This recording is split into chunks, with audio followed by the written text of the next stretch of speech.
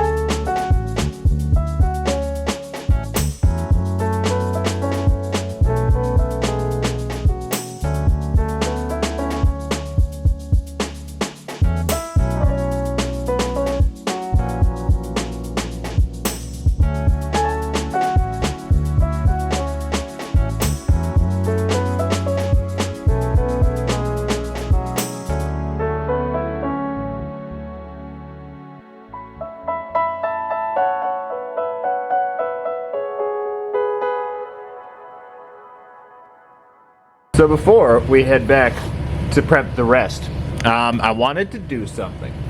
So a big part of prepping Ammolite for me is Ammolite jewelry because I love it. One of my favorite things to work with, and it always just looks so good. But I wanted to demonstrate it. I did a video in the past on how to make Ammolite cabochons because it's very fragile. It needs a barrier of some kind to protect it because it is, again, insanely fragile stuff. You can't just like put this in a ring and expect it not to get scratched. Like it's very fragile and it's very brittle, so it wants to fall apart on you. I used to use a epoxy. It's called jeweler's glass. I don't remember the specific brand name. I don't know where my last container is either. I don't do that anymore. That method works great, but I've actually found a way that works way better. It makes for a ridiculously safe and sturdy ring. And yeah, it seems like it's the way to do it. And that is, I no longer use resin. Instead, I make Ammolite quartz doublets. That quartz is insanely strong. Very protective coat over the Ammolite. And yeah, it just all in all makes for a safer ring. Like, nothing's gonna harm this quartz. So I figured, why not demonstrate making a few? So first things first, we need to take this, completely flatten one face, and then polish it. So let's do that.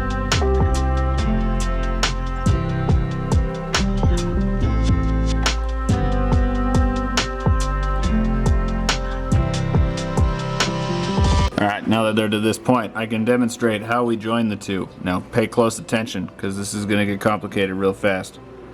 We're going to put a big drop of this right here. This is cyanoacrylate.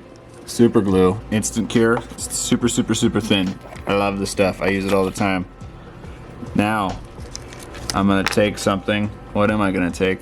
Oh gosh, should have done this first. I guess the tweezers. I'm gonna spread this over.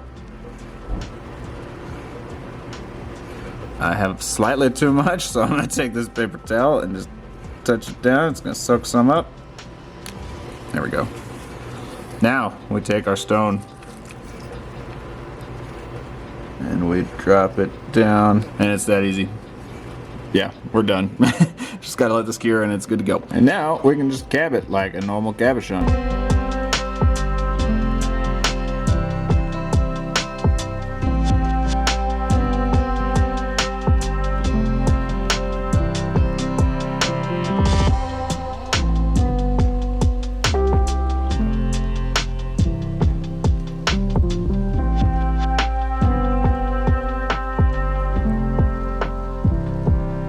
Alright, let's head back over to my other bench. As I mentioned, Ammolite really likes to flake.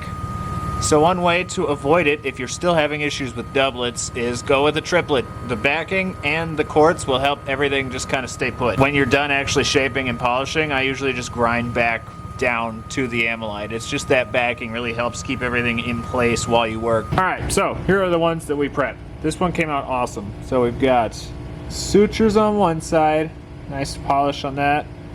And then, believe it or not, Ammolite on the other side.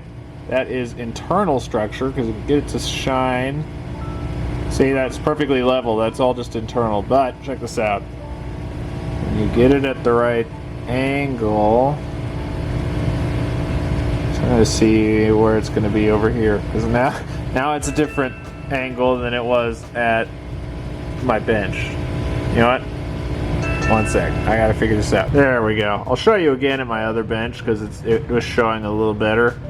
But yeah, there is actually some cool ripply red color in that one. I just like that it's a pearl one side, sutures one side specimen. I just love those. Then we got this piece, which is really cool. So typically with the thin plates, when you flatten them out, you can uncover the pearl layer like this. This one's different though. The pearl layer was actually folded. So if you look, let me get to shine for you. See all those ripples in there? It's because it folded. So what we are left with is, one second, getting this wet without knocking everything over. A really cool, like, textured specimen. Look at all the reds in there.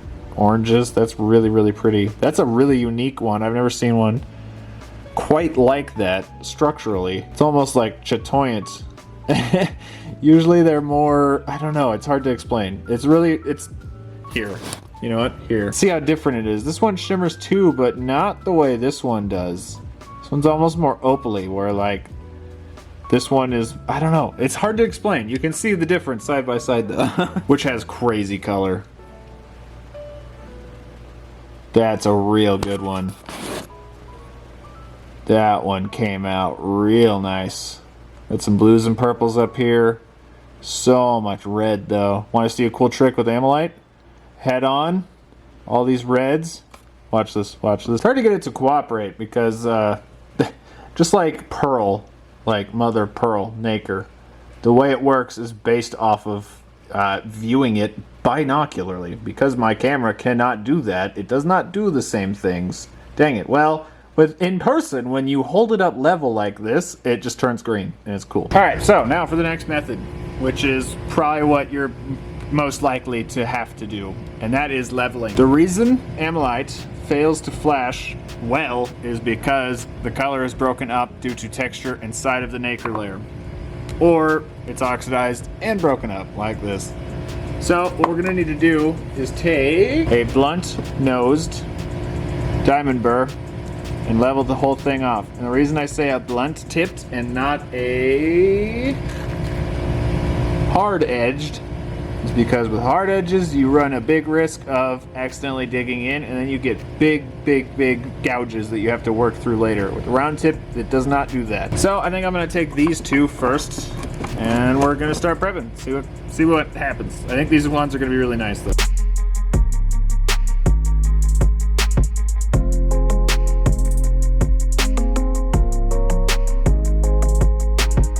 Just realized I never actually explained that. When it comes to Ammolite, it is very touchy. And when I say very touchy, I mean it is the most touchy thing that I work with. You don't want to use normal polishing methods to polish this stuff. You can use Nova points, they're gentle enough, but yeah, the normal stuff you would use to polish just is too harsh. Too much vibration. So, once I get everything shaped, and that includes the pieces that we did, where did I put it? That includes the pieces that we did on the flat lap. I polished them by hand with sandpaper.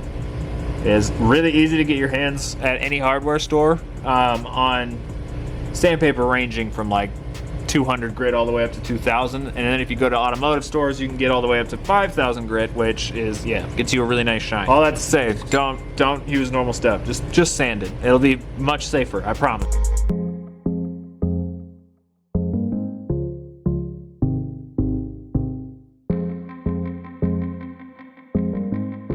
Alrighty, that one has some decent reds and greens in there, although it's hiding on the camera. Alright, let's do this one next. This one's gonna be nice, I think. It's nicely oxidized, which, yeah. The before and after on this one's gonna be crazy. So remember this, remember this.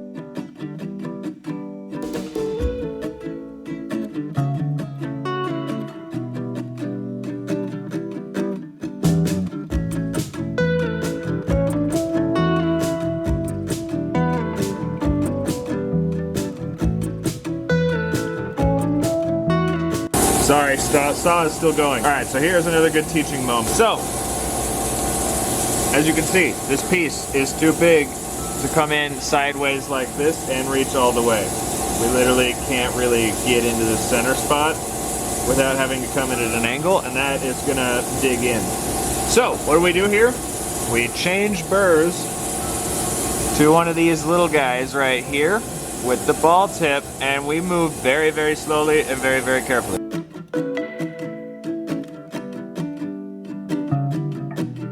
Okay, we've now achieved level. Probably doesn't look very different, right? Well, once we polish it, look at all of the color in there. That is some really nice Ammolite. So, now we just need to grab some sandpaper and start leveling everything off even more so we can start polishing.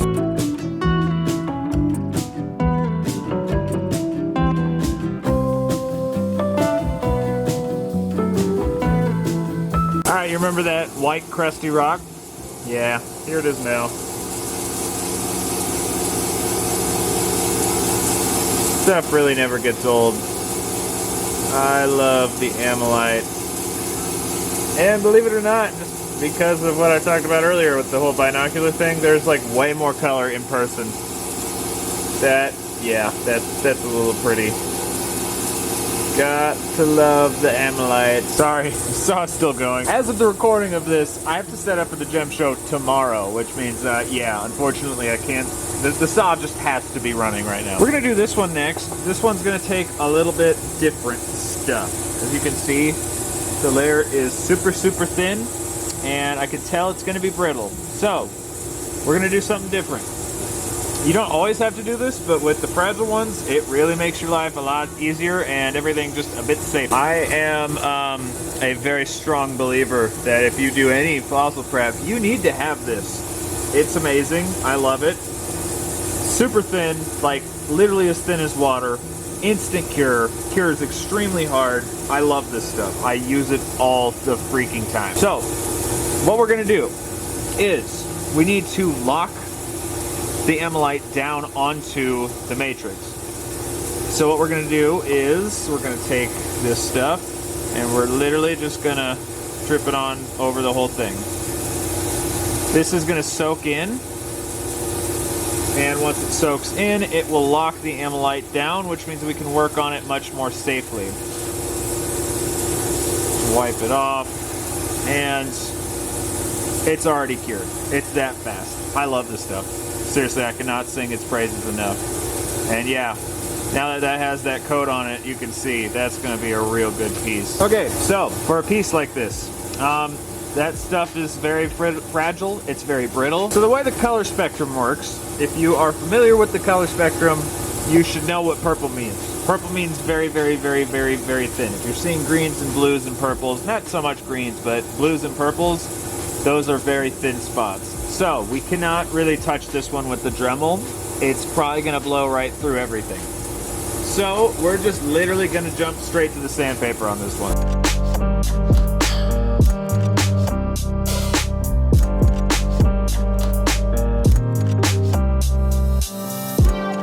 That one was quick and easy. I'd like to get deeper on it, but I literally can't without burning through the pearl, which I want to avoid because that one has phenomenal color.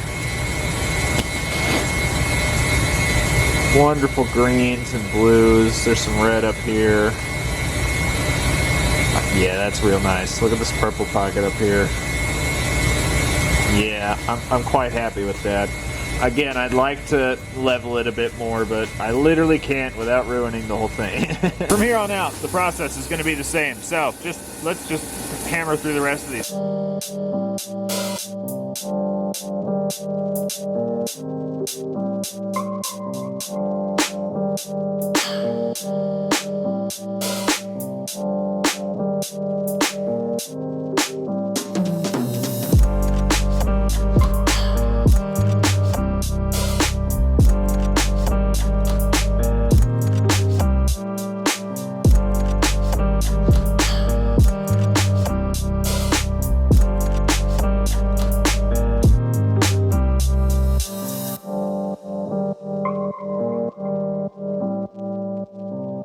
Alright, well, I think we have time for one more. And it's no big deal. You know, it's like no big deal. Oh my gosh, it's heavy. So, yeah, this one actually is going to be done differently just because it's so huge. So, I guess let's take this over to my other bench. I guess before we go over to my other bench, we can do something here first. Make sure, yeah. Okay, so, we're going to stabilize this one because there's going to be lots of friction involved.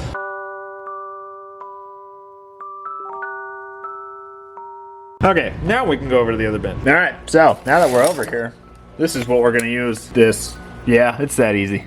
Alright, let's do it.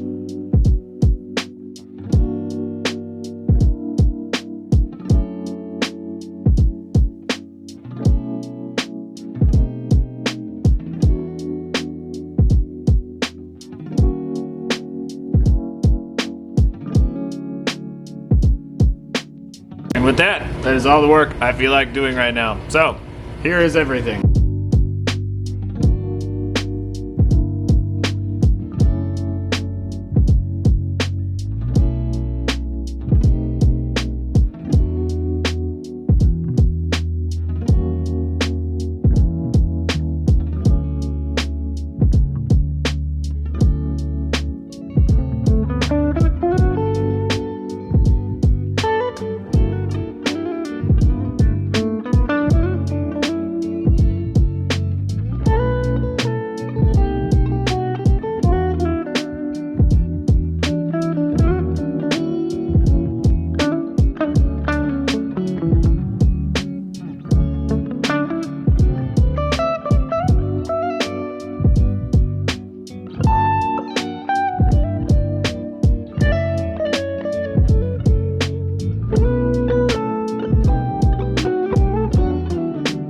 Man, I knew this one was going to be nice, but I was not expecting that much color.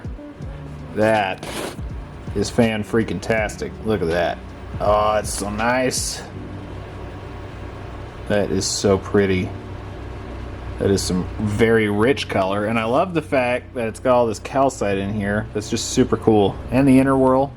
Yeah, that's I'd call that one a specimen for sure. Alright guys, that's going to do it for this one. These will all be for sale at the Gem and Mineral Show, which has definitely already happened by the time this video comes out. So whatever didn't sell there should be on my store, unless that's sold already too. Man, the retrospectives are hard. But it is now after the show. I'm actually filming a different video.